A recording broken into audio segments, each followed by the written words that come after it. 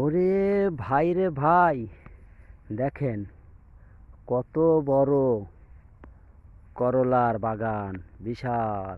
এই মাথা তেলে একেবারে ওই মাথা পর্যন্ত সব করলা।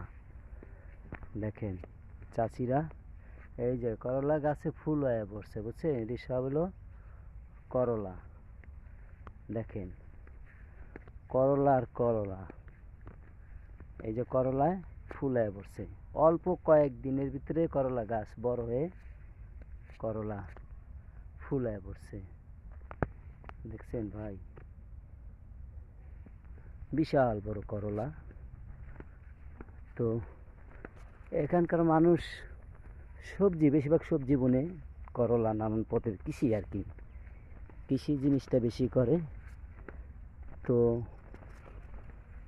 আমরা কৃষি কৃষি যারা আছে, আমরা তাদেরকে বলি যে আপনারা দেখেন আপনাদের যে খালি জায়গাগুলো পড়ে রয়েছে, সেগুলি শুধু শুধু ফালায়া না দিয়া আপনারা কাজে লাগান।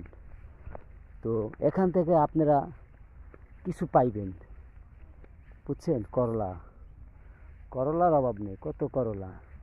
আপনি যদি এর পিছিয়ে কষ্ট করেন, আপনি এর মাঝে আপনি মিষ্টি পাইবেন। তো আপনারা করেন ভাই। এত দূর বাগান, আমি মনে হয় হাত তুলে পড়ে যাব এই মাথা তো ওই মাথা যাইতে যাইতে। যাই হোক, আমি বেশি একটা আগাবো না, কারণ এই জায়গাটা অনেক শিয়াল দিয়ে ভরা আছে। তো আমি এখানে একা আছি, ঠিক আছে? তো নিজের কাছে একটু ভয় ভয় লাগে। তো দেখেন, দেখেন কি নিচটা জায়গাটা দেখছেন, একদম ফাঁকা, আর উপরে করলা।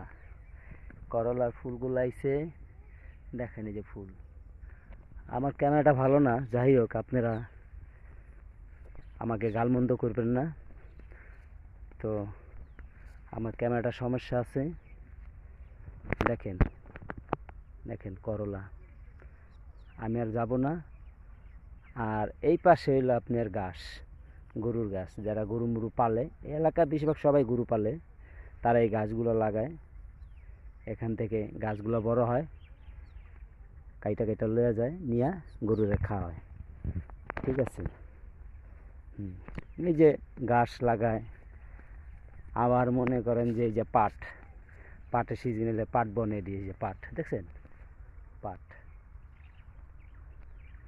পাট সব পাট। ওই পাটের বাগানটাও বিশাল।